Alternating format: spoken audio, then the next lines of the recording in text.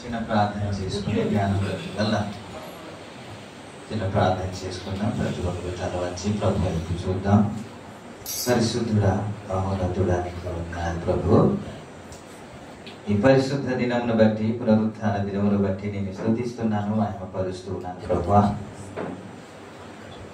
రోజు మేమందరము కూడి నిన్ను స్తుతించడానికి, నిన్ను మహిమపరచడానికి, నిన్ను ఆరాధించడానికి మాకు ఇచ్చిన ఈ ధన్యతను బట్టి నీకు వందనాలు. ఇంతవరకు నీవే నడిపించావు నైనా. నీ వాక్కును చేత పట్టుకుని నిలబడుతుండగా నీవే మరుగు చేసి నాతో, మాతో, మా అందరితో మాట్లాడమని, నీవే హెచ్చాలి, మేము తగ్గాలి నైనా.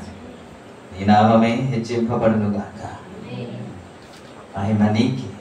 యేసు నామములో అడుగుచున్నాము తండ్రి, ఆమేన్.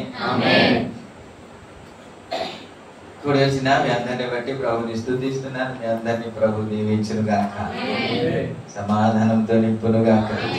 చిరునవ్వుతో నింపును గాక. చెప్పండి. నాకు కష్టాలు ఉన్నాయి, అయినా నవ్వట్లేదా?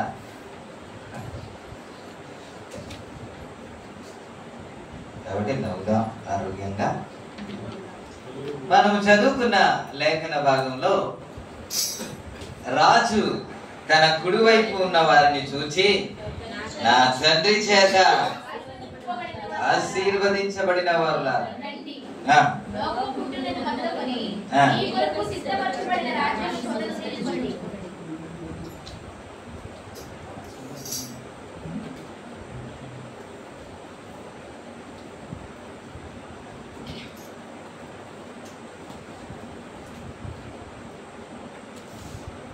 గొర్రెలు అని పిలుస్తున్నారు కదా చాలా మంది, అంటున్నారా? ఈ గొర్రెలు మేకలు డివైడ్ చేసేది ఎప్పుడు? అంత్య దినాన్ని కదా, తీర్పు దినాన్ని కదండి, అంతేనా? తీర్పు దినాన ఏం చేస్తాడు? గొర్రెలను మేకలను సపరేట్ చేస్తాడని పాటలు కూడా పాడుతున్నా.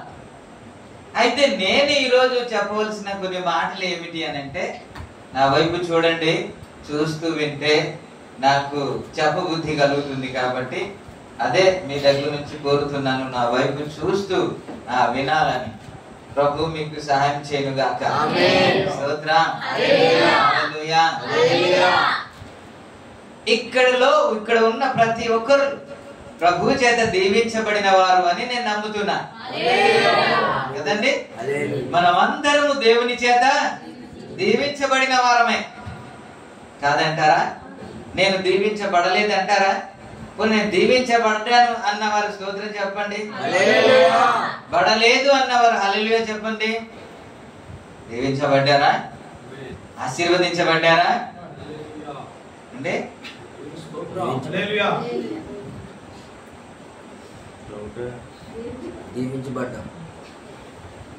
దీవించబడ్డాం, మనం ఖచ్చితంగా ఆశీర్వదించబడ్డాం.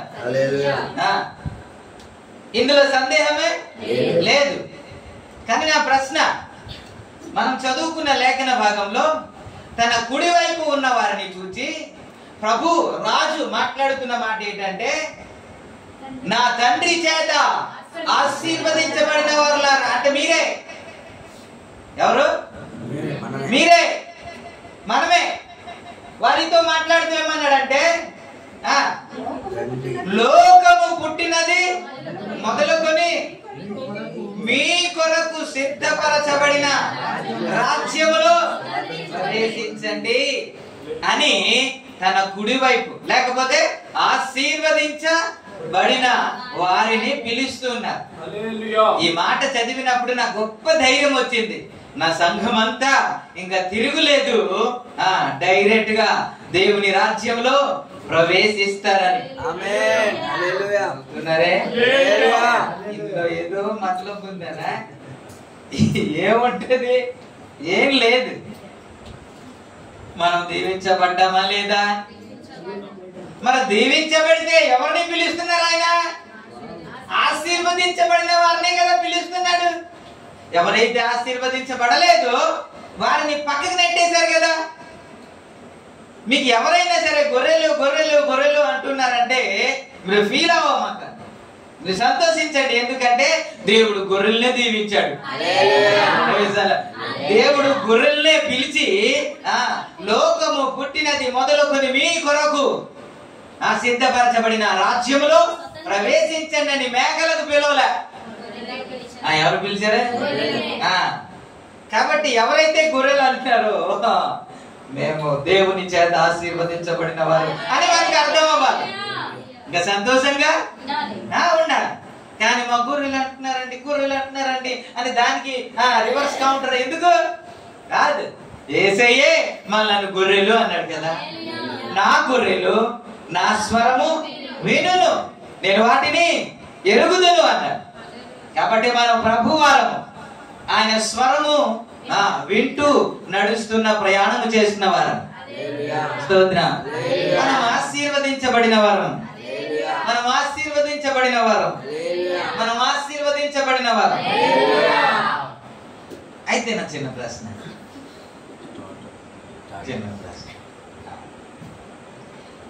మనము పొందుకున్న ఈ ఆశీర్వాదం మీరు అందరూ చూడండి, నేను ఆశీర్వదించబడ్డాను అని, నేను దీవించబడ్డాను అని, ఆ దీవెన ఆ ఆశీర్వాదం కొద్ది గుండెల్లో చేసుకొని చెప్పండి, పరలోక రాజ్యానికి నడిపిస్తుందా? మీరు పొందుకున్నారా లేదా? ఆశీర్వదించబడ్డారా లేదా? మరి ఇంకే యేసయ్య చెప్పింది ఏమిటి? ఆశీర్వదించబడిన వారులారా అన్నారు కదా. మనం ఆశీర్వదించబడితే మరి ధైర్యం ఉండాలి కదా. నేను పొందిన ఈ ఆశీర్వాదం, నేను పొందుకుంటున్న ఈ ఆశీర్వాదము పరలోక రాజ్యానికి చేర్పిస్తుందా? ఇది నా ప్రశ్న. అదేంటి కలుగుతున్నారైనా లేదా? మరి ప్రభు మాట్లాడింది తప్పండి? తప్పు కదా? తప్పు కదా? ప్రభు మాట్లాడింది తప్పు కాదు.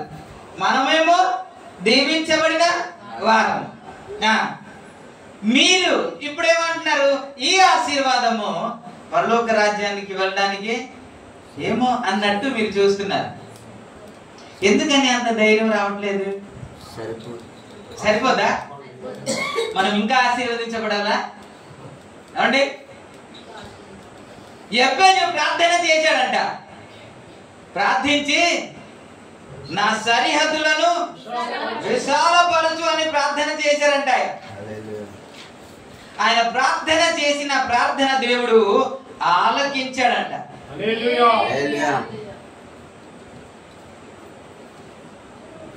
ఆయన ఏ ప్రార్థన అయితే చేశాడో దేవుడు దానిని ఆలకించి జవాబు అనుగ్రహించాడని బైబిల్లో మనం చూస్తాం.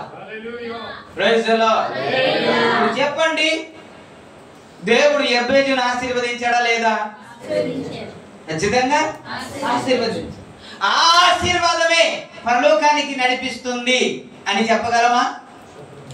ఇక్కడ చెబుతున్న ఆశీర్వాదానికి, ఎబ్బేజు పొందుకున్న ఆశీర్వాదానికి, ఇక్కడ చెబుతున్న ఆశీర్వాదానికి, మనం పొందుకుంటున్న ఆశీర్వాదానికి ఏమైనా వ్యత్యాసం ఉండొచ్చు కదా?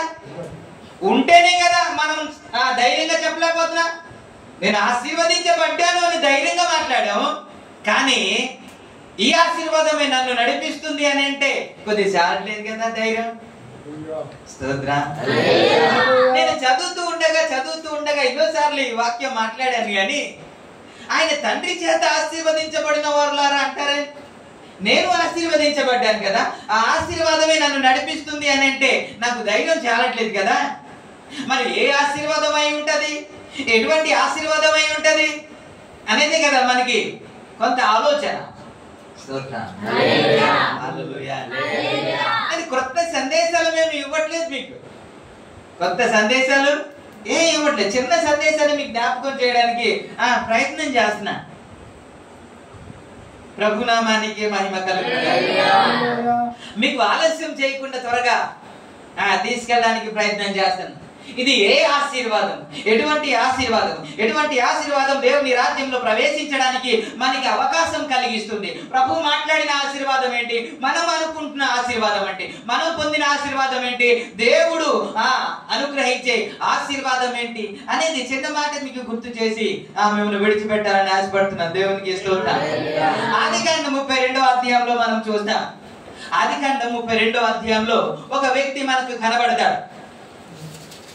ఆయన తండ్రి యొద్ద నుండి బయటికి వెళ్ళిపోయాడు. తండ్రి యొద్ద నుండి బయటికి వెళ్ళిపోయిన తర్వాత మరలా నువ్వు తండ్రి యొద్దకే నువ్వు వెళ్ళాలి అని దేవుడు మాట్లాడినప్పుడు ఆయన తిరిగి కానాను దేశానికి లేకపోతే తండ్రి యొద్దకి వస్తూ ఉన్నాడు. అతని పేరే యాకోబు. ఎవరండి? యాకోబు గురించి మనకి తెలియని సంగతి ఏముంది? మనకి అందరికీ బాగా తెలుసు. 22వ వచనం నుంచి మనం చదువుకుంటే అతడు లేచి తన ఇద్దరు భార్యలను, తన ఇద్దరు దాసులను, తన 11 మంది పిల్లలను తీసుకొని యొప్పేకు రేవు దాటిపోయెను. యాకోబు వారిని తీసుకొని ఆ ఏరు దాటించి తనకు కలిగిన దాంట్లో పంపివేసెను. యాకోబు ఒక్కడు మిగిలిపోయెను.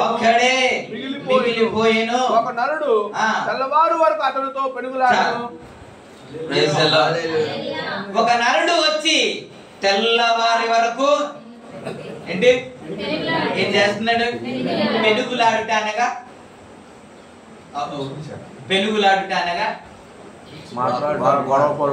అలా చూస్తారే. పెనుగులాడుట అనగా తెలుగు ఉపాధ్యులు ఎవరైనా ఉన్నారు ఇక్కడ? పోరాటం కదండి. వాడు కొడితే వీడు కొట్ట, ఇంకా కొట్లాడుట అందం. అలా ఒక నరుడు వచ్చి పోరాడుతున్నాడంట. ఇతను కూడా పోరాడుతున్నాడంట. ఎంతవరకు? ఎన్ని గంటలు? ఎంతసేపు అని అంటే రాత్రి అంతా, తెల్లవారు వరకు అని అంటే. ఇతను పోరాడుతూ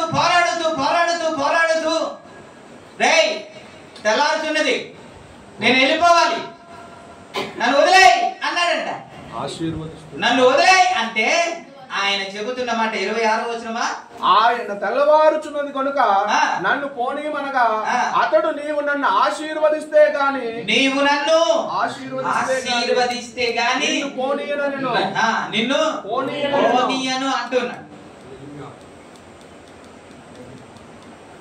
ఆశీర్వాదం అంటే ఏంటో మనకి తెలుసు కదా.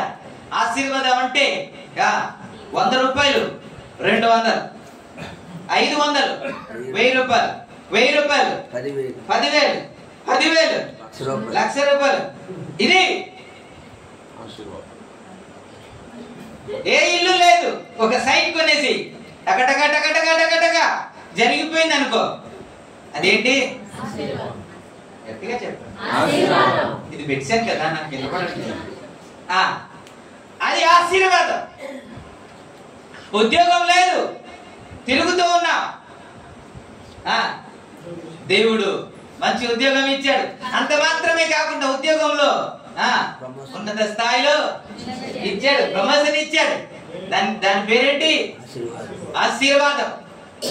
పేదరికంలో ఉన్నా, అందరి దగ్గరికి వెళ్ళి అయ్యా కొద్ది సాయం చేయండి అనే స్థితిలో ఉన్నా, చాలని జీతం అలా అడ్జస్ట్ చేస్తూ బ్రతికాం. ఇప్పుడు సమృద్ధిని ఇచ్చాడు, చేతి నిండా డబ్బులు, దాని పేరే ఆశీర్వాదం. ఇప్పుడు యాకోబు ఇప్పుడు ఏమడుగుతున్నాడు? నన్ను ఆశీర్వదించు అంటున్నాడు. నన్ను అంటే 100కి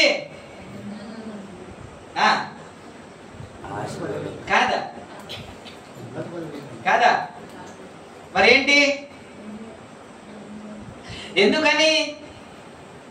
ఎందుకని ఆశీర్వదించమన్నాడు? ఆశీర్వాదం అంటే యెహోవా ఆశీర్వాదము ఐశ్వర్యమును కలుగజేస్తుంది అని ఉంది కదా. మరి యాకోబు ఒక ఆశీర్వాదాన్ని కోరుతున్నాడు. ఆ ఆశీర్వాదం గురించి నేను వెళ్ళిపోతాను వదిలేవయ్యా అని అంటూ ఉంటే వదలకుండా గట్టిగా పట్టేసుకున్నాడంట. పట్టేసుకొని నువ్వు నన్ను ఆశీర్వదిస్తే గాని నేను విడిచిపెట్టనని పట్టేసుకున్నాడంట. వదులు నేను వెళ్ళాలి అని అంటున్నప్పటికీ కూడా విడిచిపెట్టకుండా నువ్వు నన్ను ఆశీర్వదించాలి అంట. ఈ రాత్రంతా అంతా దేని మీద పోరాడుతున్నాడు? ఈ రాత్రి అంతా ప్రార్థన ఏంటి? ఈ రాత్రి అంతా పోట్లాడుట ఏంటి? ఈ పెనుగులాడుట ఏంటంటే ఏమీ లేదంట. నువ్వు ఆశీర్వదిస్తే వదులుతాను, ఇదేనా? ప్రైజ్ ది లార్డ్, హల్లెలూయా. ఇంకొకటి అవసరం ఉందా అని అంటే ఇంకొకటి లేదు. మనం గంట ప్రార్థన చేయాలంటే నైట్ ప్రేయర్ లో ఒక 10 గాని 15 గాని 20 గాని అంశాలు రాసుకుని వస్తే అది చెబితేది గాని గంట అవ్వదు కదా. అలాంటిది ఒకే ఒక అంశంలో ప్రార్థన చేస్తున్నాడంట. నువ్వు నన్ను ఆశీర్వదించు. తనకు ఉందా లేదా అని అంటే నిజమే. ఒక కర్ర చేత పట్టుకుని వెళ్ళి అటు నుంచి వచ్చినప్పుడు విస్తారమైన ఆస్తితో వచ్చాడు. విస్తారమైన ఆస్తితో వచ్చాడు. గొర్రెలు, మేకలు, గాడిదలు, ఒంటెలు, ఆబోతులు అన్నీ ఉన్నాయి. ఇవన్నీ ఉన్నప్పటికీ కూడా ఆయన మాట్లాడుతున్న మాట ఏంటో తెలుసా? నన్ను ఏ ఆశీర్వాదం చెప్పండి. ఇప్పుడు మీరు కాదు అంటున్నారు, నేను చెబితే మీరేమో కాదు అంటున్నారు. పోనీ ఇది ఏ ఆశీర్వాదం అడుగుతున్నాడు ఆయన? పరలోక ఆశీర్వాదమా అంటే భూలోక ఆశీర్వాదం, పరలోక ఆశీర్వాదం డిఫరెంట్ ఉంటదా? ఎవరు చెప్పట్లేదు అలా.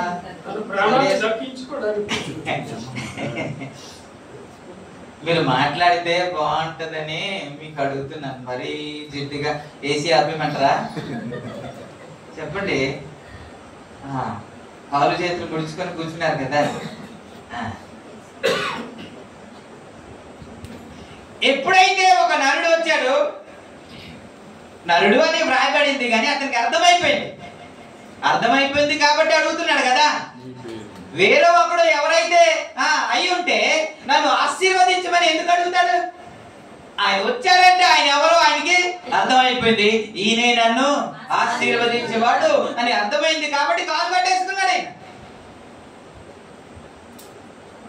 హోషేయ 12వ అధ్యాయంలో ఉంటది.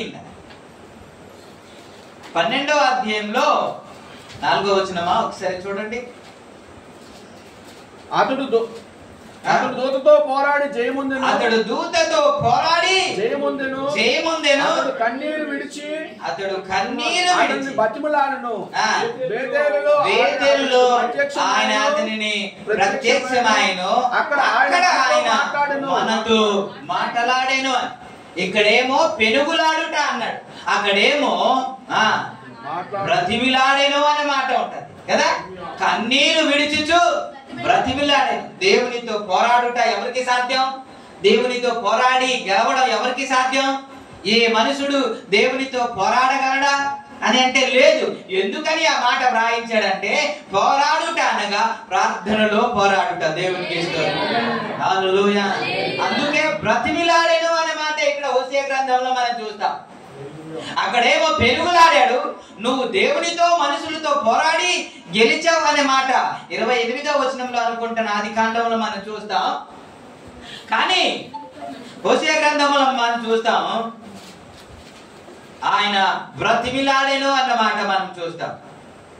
32వ అధ్యాయం 28వ వచనం. అప్పుడు ఆయన నీవు దేవునితోనూ మనుషులతోనూ పోరాడి గెలిచిందివి అని అంటే దేవునితోనే గెలిచేశాడండి ఈయన. దేవుడు ఓడిపోతాడండి? దేవునితో పోట్లాడితే దేవుడు ఓడిపోతాడా? మరి ఇక్కడ మాట్లాడిన మాట ఏంటో తెలుసా? నువ్వు దేవునితో పోరాడావు, మనుషులతో పోరాడావు, పోరాడి నువ్వు గెలిచావు అన్న మాట వాడాడు. పోరాటం అంటే అదే కదా. ఆయన పాదాలు పట్టుకొని గట్టిగా పట్టుకొని నేను వెళ్ళిపోతాను, తెల్లారుచున్నది, నన్ను పంపించేయి అని అంటే ఆయన మాట్లాడుతున్న మాట ఏంటో తెలుసా?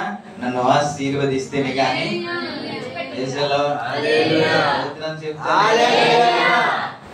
నిజానికి ఈ ఆశీర్వాదమే డబ్బు గురించి కానీ ధనం గురించి అయితే అప్పుడు చెప్పాలా, ఇంకేం కావాలా నీకు? ఒక్క చేతి కర్రతో కదా వెళ్ళావు, మరి ఇంతగా నేను ఆశీర్వదించాను కదా, ఇంకేం కావాలి అని అడుగుతాడు దేవుడు. అలా అడగలే. నీ పేరేమి అని అడిగిన తర్వాత అక్కడ ఆయన ఆశీర్వదించి వెళ్ళిపోయినట్టు మనం చూస్తాం. దేనికి ఆశీర్వాదం అంటే తండ్రి ఇంటికి ఇంటికి వెళ్ళక ముందు మరణం ఎదురుగా వస్తుంది. ఆయన అన్న అయిన ఏసావు ఒక్కడే వస్తాడు అనుకుంటే 400 మందితో తిరిగి వస్తున్నాడంట. ఎందుకని వస్తాడు? పలకరించడానికంటే 400 మందితో ఎందుకండి? ఆయన 400 మందితో ఆయన ఎదురు వస్తూ ఉంటే మరణం సంభవిస్తుందని అర్థమైపోయింది. నా పిల్లల్ని నాకు అందరిని చంపేస్తాడేమో అని అర్థమైపోయింది. ఈ మరణం నుండి తప్పించబడాలంటే నేను ఈ తప్పించబడి నా తండ్రి యొద్దకు నేను వెళ్ళాలి అని అంటే ఒకటే ఒక మార్గము, నేను ఆశీర్వదించబడాలి. నేను ఆశీర్వదించబడితే తప్ప ఈ మరణం నుండి నేను తప్పించబడలేను. మన నరకాగ్ని నుండి, రెండవ మరణం నుండి తప్పించబడితేనే దేవుని రాజ్యంలో మనం ప్రవేశిస్తాం.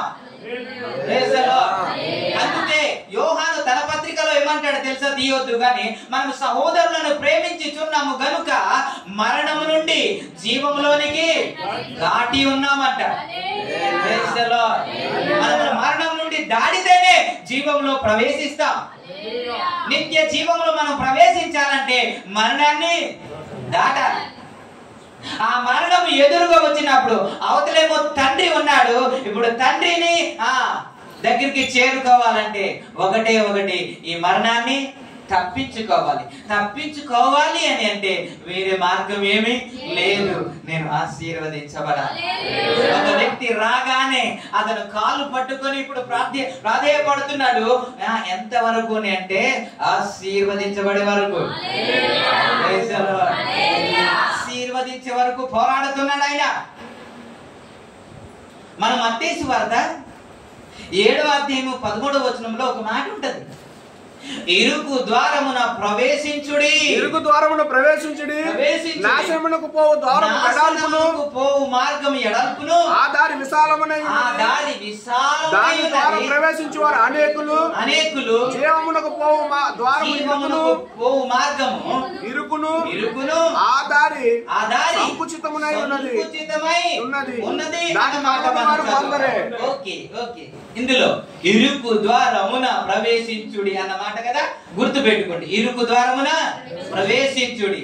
ఇదే మాట లూకా సువార్త 13:24లో ఏమన్నాడో తెలుసా? ఇరుకు ద్వారమున ప్రవేశించుటకు పోరాడండి అన్నాడు ఆయన. తీసారా? లూకా సువార్త 13వ అధ్యాయం. ఓకే, ఆ లైన్ ఒకటే కావాలి నాకు. ఇరుకు ద్వారమున ప్రవేశించుటకు ఏం చేయాలి? పోరాడాలి. హల్లెలూయా. అంత సులువైనది కాదు, అంత ఈజీ కాదు. మనం పోరాడాల అంటే ఎవడో ఒకడు అడ్డగిస్తున్నాడు, ఎవడో ఒకడు నీకు వెళ్ళనీయకుండా చేస్తున్నాడు, వాడికి పోరాడి గెలిచితే తప్ప ఎక్కడికి వెళ్ళాము? ఆ ద్వారమునకు, లేకపోతే నిత్య జీవమునకు మనము వెళ్ళలేము. అందుకే నువ్వు దేవునితోనూ మనుషులతోనూ పోరాడి గెలిచావు.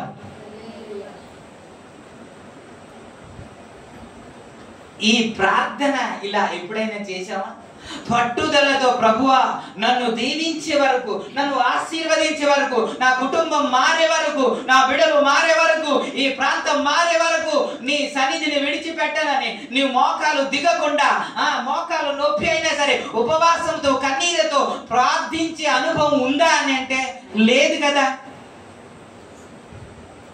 గ్రూప్ లో ప్రార్థన చేస్తున్నాం. ఎలా తెలుసా? నా మట్టుకు నేనే చెప్పుకుంటాను. రవి ప్రార్థన చేస్తాడు అనగానే స్తోత్రం ప్రభువా, నీకు వందనాలు, ఇచ్చిన అంశాన్ని బట్టి స్తోత్రం. ఎందుకని? అప్పుడే లేచాం కదా, స్వరం రాదు. ఏ అంశంలో ఇచ్చామో తెలియదు, ఏం ప్రార్థన చేశామో తెలియదు కదా. యేసు నామములో అడుగుచున్నాము తండ్రి అని ఆమేన్. సో ఈ ప్రార్థన చేసి ఎన్నో దినాలు గడిచిపోతున్నాయి కదా.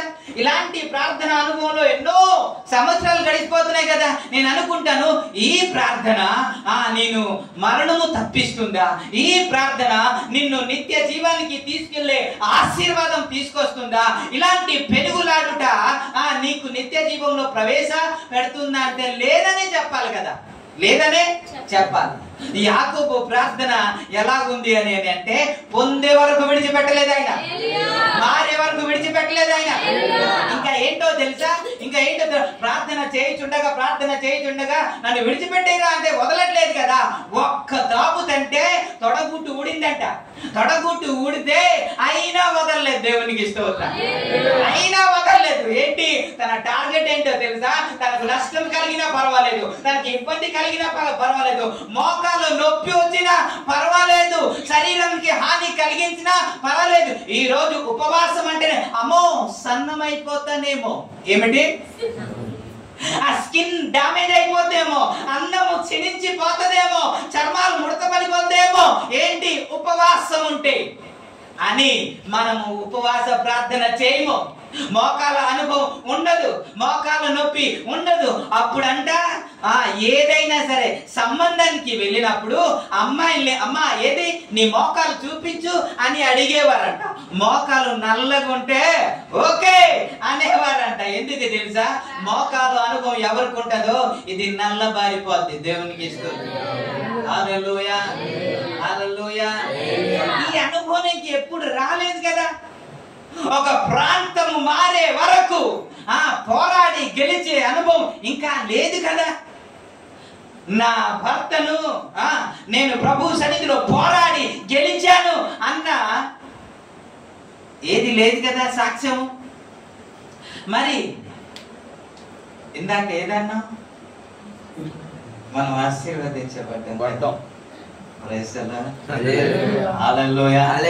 యాకోబు పట్టుదలతో మనం ప్రార్థన చేసి ఉంటే ఈ సంఘము ఇలా ఉండదు. యాకోబుకు ఆశీర్వదించిన దేవుడే మనల్ని కూడా ఆశీర్వదిస్తాడు. యాకోబుని విశాలపరిచిన దేవుడే మనల్ని కూడా విశాలపరిస్తాడు. ఆయన యాకోబు ప్రార్థన విని జవాబు అనుగ్రహించిన దేవుడు నీ నా ప్రార్థన ఆలకించి జవాబిస్తాడు. ఆయన ప్రార్థన ఆలకించే దేవుడు కదా. అందుకే సర్వ శరీరులు నీ యొద్దకు వచ్చేదారు అన్న.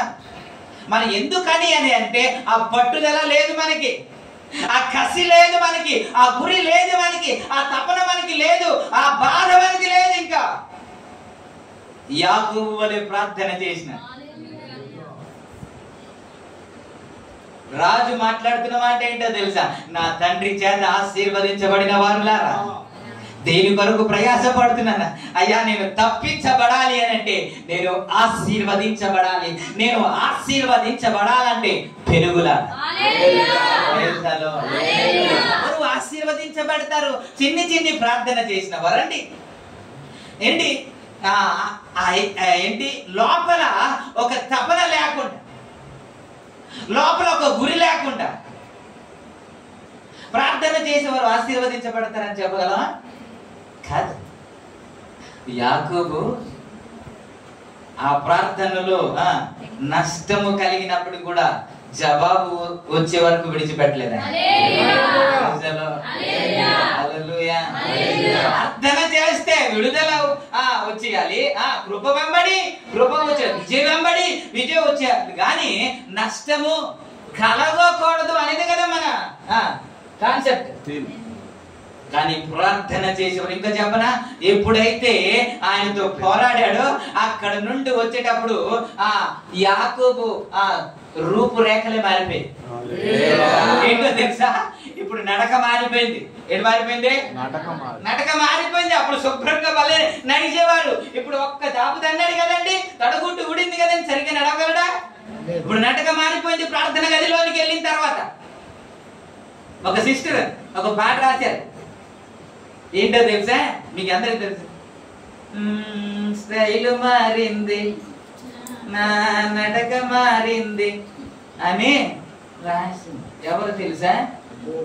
ఆవిడే మళ్ళీ లిప్స్టిక్స్ రాసుకుని వచ్చి మేకప్ చేసుకుని వచ్చి నా స్టైల్ మారింది అని. ఎప్పుడు మారింది? మారలేదు కదా.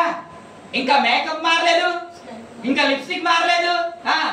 ఏం మారింది మరి? పాట మారింది.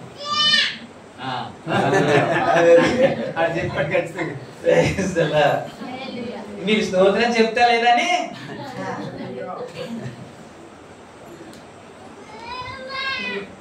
ప్రార్థన గదిలోనికి వెళ్ళి వచ్చినప్పుడు మన ప్రవర్తన అన్నీ మారిపోతాయి.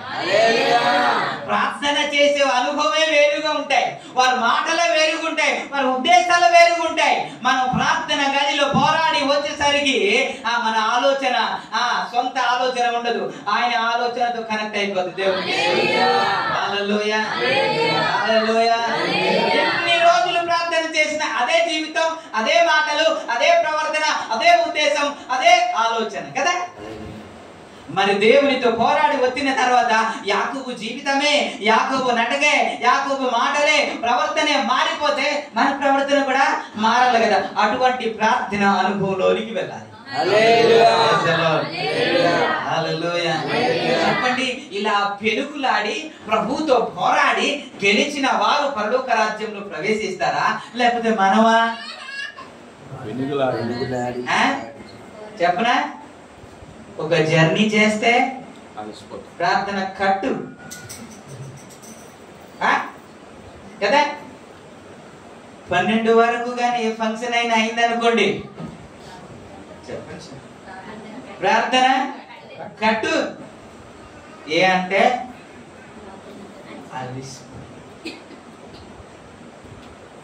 నాకు ఇవన్నీ చూసినప్పుడు ఇలా చేస్తున్నాం కదా, మేము ఎలాగ వెళ్ళిపోగలం అనిపించింది. అన్ని రంగంలో మీతో మాట్లాడుతున్నా, అన్ని విధాలుగా మాట్లాడుతున్నా. ఆర్మీ సెలక్షన్ కి వెళ్తున్నా చాలా మంది. ఒక ఆయన ఏమో పరిగెడుతున్నారు. జస్ట్ కెమెరా ఉంది కదండి, అక్కడ వరకు వచ్చేసాడు. ఆ టైం అయిపోయింది. అయిపోగానే తక్కువని ఆపేశాడు. ఆపేగానే తన ఏడుపు చూడాలి. ఇంతవరకు నేను ప్రయాసపడ్డాను, అయ్యా నాకు అవకాశం ఇవ్వండి అని ఏడుస్తూ ఉన్నాడు. నాకు అనిపించింది, ఇంత ప్రయాసపడి చిన్నది పొరపాటు అయితేనే అవుట్ అన్నారు కదా. మరి ఆ పరలోక రాజ్యంలో వెళ్ళడానికి ఏది చేసినా దేవుడు ఎలా చేసేస్తాడా అండి కదా. దానికి ఎన్నో టెస్టులు ఉంటాయి కదా. ఒకటి రన్నింగే కాదు, మెడికల్ టెస్ట్ ఉంటది, ఎగ్జామ్ రిటర్న్ ఎగ్జామ్ ఉంటదా, రిటర్న్ ఉంటది. తర్వాత హైట్ చూస్తారు, తర్వాత వెయిట్ చూస్తాడు, హైట్స్ కూడా చూస్తారేమో కొంతమందికి, ఏదో కలర్ ఏదో ప్రాబ్లమ్స్ ఉంటాయి అనేసి. ఇవన్నీ పాస్ అయితేనే ఎన్ని సంవత్సరాల సర్వీస్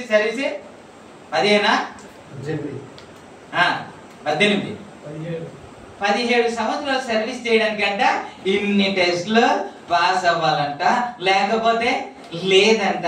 అక్కడ బంగారు వీధంట, 12 రత్నములతో కట్టబడిన భవనాలంట. అందులో ప్రవేశించి మనం నిత్యము సంతోషము, నిత్యము ఆనందము, దుఃఖము లేని ఆ రాజ్యంలో ప్రవేశించడానికంట పడుకొని ప్రార్థన చేస్తూ, కూర్చొని ప్రార్థన చేస్తూ, ఇటు అటు. నాకు నిన్నే సాక్ష్యాన్ని తర్వాత ఇస్తానమ్మా మీకు. నిన్నే ఒక బ్రదర్ మాట్లాడితే ఏమన్నాడంటే, అంటే మా ఆవిడ ఎలా ప్రార్థన చేస్తే తెలుసండి, అలాగ ఆన్ చేసి ఇలా వదిలేస్తుందండి, వదిలేసిన తర్వాత తన పని తను చేసుకుంటూ ఉండి అంటే వినబడుతుంది కదండి, ఆమేన్ ఆమేన్ అంటూ ఉంటదండి, అంతేగాని మోకాలు మాత్రం వేయదండి అని చెప్తున్నాడు ఆయన. దేవునికి స్తోత్రం. ఇలాంటి ప్రార్థన ఆశీర్వాదాన్ని తీసుకొస్తుంది అంటున్నాను నేను. ఎలా ప్రార్థన చేయాలి కదండి.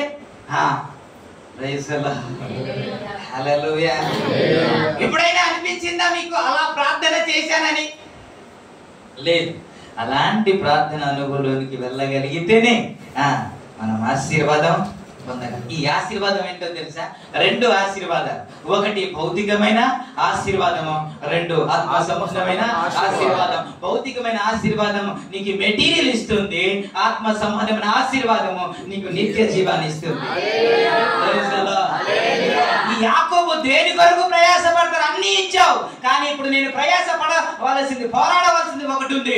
నిత్య జీవము కొరకు నేను పోరాడాలి, నిత్య జీవము కొరకు నేను ఆశీర్వదించబడాలి అని దాని కొరకు రాత్రంతా పోరాడుతున్నారు. పోరాడి ఏం చేశాడంటే గెలిచేశాడు. మంది ఇలా చెబుతారు, మీరు అలా చెబుతారు కానండి, ఒకప్పుడండి నేనండి గంటల తరబడి ప్రార్థన చేసింది. ఇప్పుడు కొద్ది ఉద్యోగం వచ్చి అలాగానే, కొన్ని వ్యాపారాలను బట్టి కొద్ది అలాగాని, లేక బుడ్డోడు వచ్చి చేయలేకపోతున్నాను కానీ, లేకపోతే అప్పుడండి అని అంట. మరి 10 మంది కన్యకులు వెలిగించబడలేదండి? 10 మంది కన్యకులు వెలుగుతున్నా లేదా? దిగుటేరు వెలుగుతున్నాయా లేదా? ఎప్పటి వరకు? ఇదిగో పెండ్లి కుమారుడు వచ్చుచున్నాడు, ఎదుర్కొనా రండి అని పిలిచే వరకు వెలుగుతుంది. కానీ అప్పుడే ఏమైంది? ఆరిపోయింది. అప్పుడు పాటలు పాడుకున్నారు. అప్పుడు పాటలు ఆరిపోయినా నా వెలుగు దీపము, ఆరిపోయినా నా వెలుగు దీపము, బండి అన్నాడు. అప్పుడు ఆ ప్రార్థన కుదరదు. ఎప్పుడు? ఇప్పుడే అవకాశం ఉండేటప్పుడే, ప్రాణం ఉండగానే నీ ప్రభుని నమ్ముకో. దీపం ఉండగానే నీ ఇల్లు. హిజ్కియా రాజుతో దేవుడు మాట్లాడుతున్న మాట ప్రవక్త యేసయ్య ద్వారా, నువ్వు మరణించబోతున్నావు కాబట్టి నీ ఇల్లును చక్కబెట్టుకో అనగానే మారు మాటలాడకుండా తన ఇల్లును చక్కబెట్టుకోవడానికి ఇష్టపడ్డా. ఎన్నో దినాల నుంచి ప్రభు మనతో మాట్లాడుతున్న పరిస్థితి ఏమి బాగోలేదు. దీంట్లో అంటే భూలోకంలో ఎన్ని సంపాదించినా అది ఇక్కడే ఉండిపోతుంది. మనం ఏమి చిల్లిగా కూడా పరలోక రాజ్యానికి తీసుకెళ్ళాలి. కాబట్టి ఆ నిత్య రాజ్యం కొరకు మనం ప్రయాసపడాలి, నిత్య జీవం కొరకు మనం ప్రయాసపడాలి. పాత నిబంధనలో మనం పితరులంతా మనం చూస్తాం, వారు దేని కొరకు ప్రయాసపడ్డారు, వారు దేని కొరకు ముందుకు సాగారు. సమస్తాన్ని విడిచిపెట్టారు. అబ్రహాము తన దేశాన్ని విడిచిపెట్టేశారు. దేనికి తెలుసా? దేవుడు పిలిచాడు కాబట్టి. దేవుని పిలుపుకు లోబడి ఏమి పిలిచాడు, ఏం చెప్పాడు అని అక్కడ వ్రాయబడలేదు. కానీ ఆయన హెబ్రీ గ్రంథకర్త ఏమంటాడు తెలుసా? దేనికి శిల్పియు నిర్మాణకారకుడై ఉన్నాడో ఆ పునాదు గల పట్టణము కొరకు ఆయన ఎదురు చూస్తూ బ్రతికేశాడు అని ఉంటది కదా. దేవుడు ఎప్పుడు మాట్లాడాడు? ఆది కాండంలో మాట్లాడినట్టే ఎక్కడ ఉంది? కానీ దేవుడు మాట్లాడాడు కాబట్టి, దేవుడు చెప్పాడు కాబట్టి దాని కొరకు ఎదురు చూస్తూ బ్రతికేశాడు. దాని కొరకు ఏది వదిలేశాడు తెలుసా? తండ్రిని వదిలేశాడు, దేశాన్ని వదిలేశాడు, ప్రాంతాన్ని విడిచిపెట్టాడు. దేని కొరకు అన్ని వదిలేశావు అని అంటే నిత్య జీవము కొరకు, పరలోక రాజ్యము కొరకు, ఆ పునాదులు గల పట్టణం కొరకు. నేను ఇవన్నీ విడిచిపెడుతున్నాను. ఇవన్నీ ఉన్నా సరే ఇక్కడే ఉండిపోద్ది. ఇవన్నీ నా వెనకట్లా రాదు కానీ నేను మాత్రమే వెళ్ళాలి. కాబట్టి దాని కొరకు మనం ప్రయాసపడాలి. ప్రభునామానికి మహిమ కలుగును. అంతం వరకు సహించువాడే ఏంటి? 24వ అధ్యాయం మత్తయి సువార్త 13వ వచనంలో అంతం వరకు సహించువాడే రక్షించబడును అన్న మాట కదా మనం చూస్తాం. మధ్యలో మనం ఎలా ఉన్నాము? నేను ఎలా వాక్యం చెప్పాను, ఎలా స్తుతి ఆరాధన చేశాను? మత్తయి సువార్త 24:13 అంతవరకు సహించువాడెవడో వాడే రక్షింపబడును. చాలు అదే కావాలి. ఎంతవరకు అండి? అంతవరకు అండి. ఇప్పుడు సొలొమోను ప్రారంభం బాలేదండి. అతని మాటకి ఎదిరించి వారు ఎవరైనా ఉన్నారండి? అతని జ్ఞానానికి ఎదిరించే వారు ఎవరైనా ఉన్నారండి? అతని తీర్పుకు ఎదిరించే వారు ఎవరైనా ఉన్నారండి? అలాంటి జ్ఞానము పొందినవాడు ఆయన తర్వాత గాని ఆయన ముందు గాని ఎవరు లేరు కదా. అంత దైవ భక్తి కలిగిన ఆ వ్యక్తి ఒక దినాన ప్రార్థన చేస్తే యాజకులు ప్రార్థన చేయాల, ప్రతిష్ఠ దినాల మందిర ప్రతిష్ఠ దినాన యాజకులు ప్రార్థన చేయాలి. కానీ అతడు మోకరించి బలిపీఠం ఎదుట ప్రార్థన చేసినప్పుడు ఆకాశం నుండి అగ్ని కురియబడిందంట. దేవుని మహిమ మందిరం చుట్టూ కమ్ముకున్నదంట.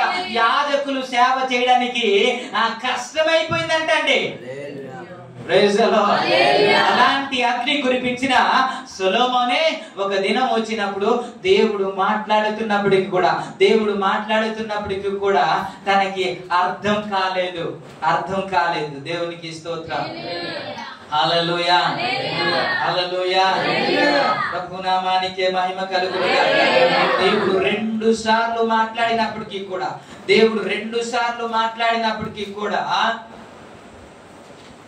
ఆ మాట ఆయనకి అర్థం కాలేదంట. ఆ మాట ఆయన చెవికి వెళ్ళలేదంట.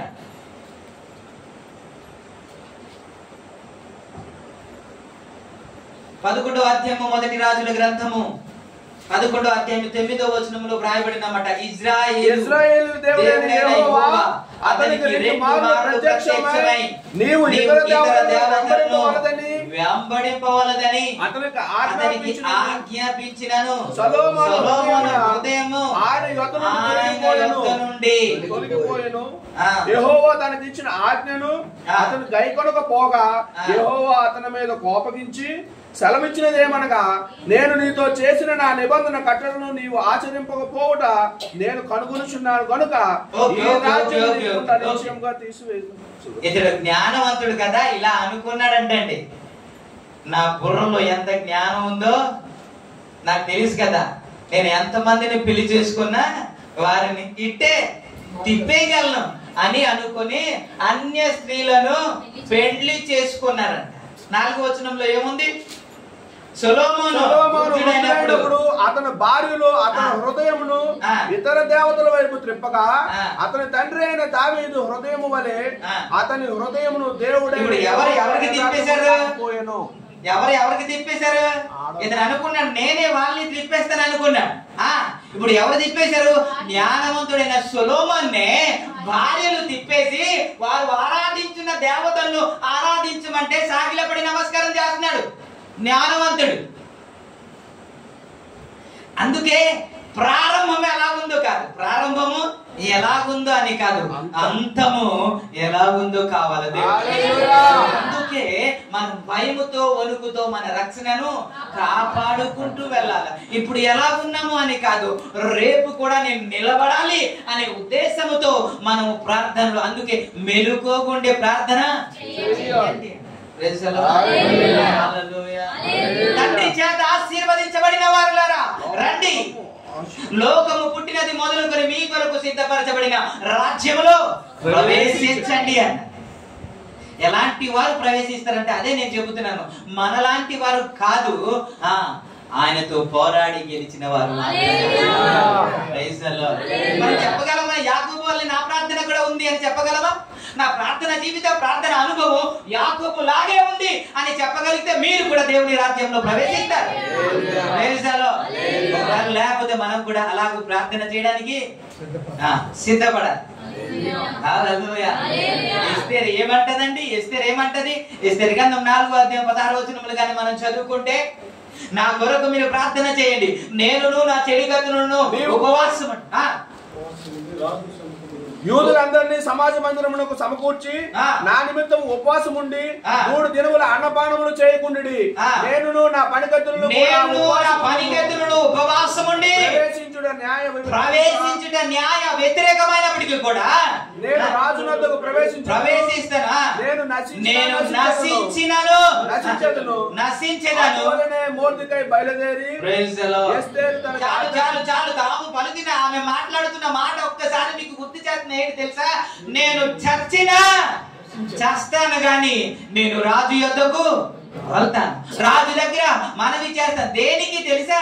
ఇజ్రాయెల్ ప్రజల్ని కాపాడడానికి, ఇజ్రాయెల్ ప్రజల్ని రక్షించడానికి, ఇజ్రాయెల్ ప్రజల్ని మరణం నుండి తప్పించడానికి, మరణము ఒకే దినాన ప్రతి ఒక్కరు సంహరించబడాలి అని ఒక తాకీదం ఇవ్వబడింది కాబట్టి, ఒక ఆజ్ఞ జారీ చేయబడింది కాబట్టి, అందులో నుంచి తప్పించబడాలి అని అంటే నేనే రాజు దగ్గరికి వెళ్ళాలి, నేనే మనవి చేయాలి. ఇప్పుడైతే వెళ్ళడానికి అవకాశము లేదు, వెళితే నా ప్రాణమే పోతది. కానీ ఒక నిర్ణయానికి వచ్చింది, నా ప్రాణము పోయినా పర్లేదు, ప్రజల ప్రాణం కొరకు నేను రాజు దగ్గరికి వెళ్తాను అన్న ఎస్తేరు ఆశీర్వదించబడతదా?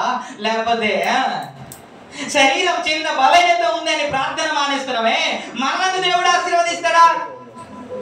చెప్పండి సార్. ఈ శరీరం ఎలా ఉన్నా పర్వాలేదు, నాకు నీరసం ఉన్నా పర్లేదు, నాకు నిద్ర లేకపోయినా పర్లేదు, ఒక గంట ఈ రోజు పడుకుని ఉండొచ్చు, కానీ నేను ప్రార్థన చెయ్యాలి అన్న వాడిని దేవుడు దీవిస్తాడా? చిన్న వంక పెట్టి టైం అయిపోయింది అని, జర్నీ చేశానని, ఇంకోటి అని వంక పెట్టి ప్రార్థన మానేసే వాడిని దేవుడు దీవిస్తాడా? చెప్పండి సార్. అది సీరియస్ గా చూస్తుంటే టైం వేస్తుంది.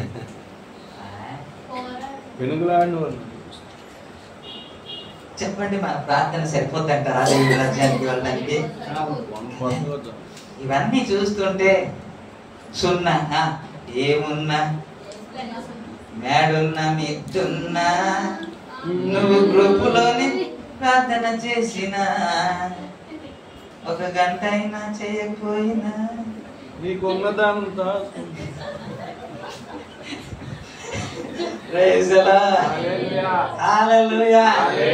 తీవ్రమైన ప్రార్థన అండి అది. నేను ముగించడానికి ప్రయత్నం చేస్తాను, ఎంత చెప్పిన టైం అయిపోయిందని నేను భావిస్తా ఉన్నాను. రాజు దగ్గర ముఖం చిన్న పుచ్చుకొని వెళ్తే కుదరదు. రే ఇటు తేడాగా ఉన్నాడు, ఇటు వేసేయండి అంటే వేసేయాలి. ఎవరు? నెహెమ్యా. నెహెమ్యా రాజు దగ్గరికి వెళ్ళి ఖుషిగానే ఉండాలి, సంతోషంగానే ఉండాలి. గిడ్డి అందించేటప్పుడు ముఖ కవలికలు మారిపోకూడదు, ఒకవేళ మారితే ప్రాబ్లం. అయినా రాజు దగ్గర నిలబడినప్పుడు ముఖమంతా వికారం అయిపోయింది, రాత్రంతా దుఃఖంతో నిండిపోయి ఉన్నాడు కదండి. దేనికి అని అంటే మందిరం పాడైపోయింది. స్తోత్రం చెప్తాను. తన ప్రజలు అనేక మంది శ్రమను నిందను అనుభవిస్తున్నారు. వారి కొరకు అంట 3-4 వచనంలో మనం చూస్తాం, ఆయన ఉపవాసం ఉండి ఈ మాటలు వినినప్పుడు 1వ అధ్యాయము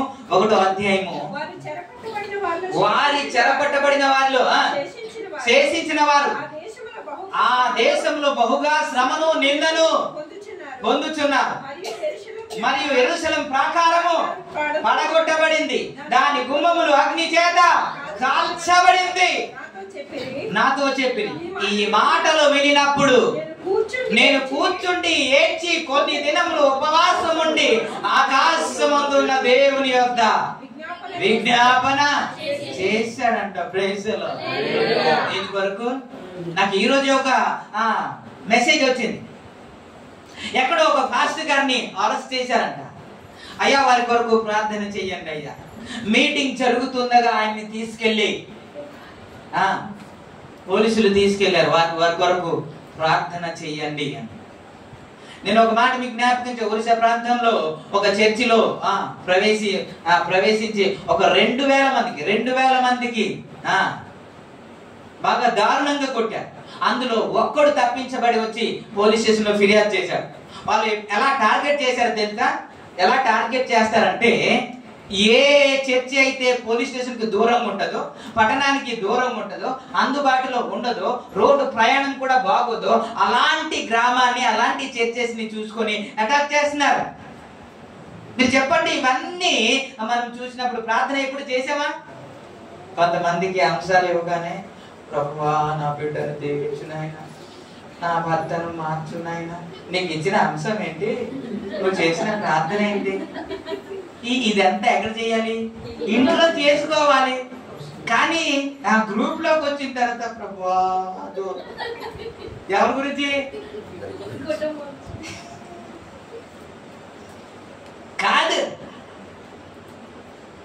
ఇంట్లో కుటుంబం గురించి ప్రార్థన చేయాలి, బిడ్డల గురించి ప్రార్థన చేయాలి, భర్త గురించి ప్రార్థన చేయాలి, రక్త సంబంధుల గురించి మనం ప్రార్థన చేయాలి, గంటల తరబడి మనమే ప్రార్థన చేయాలి.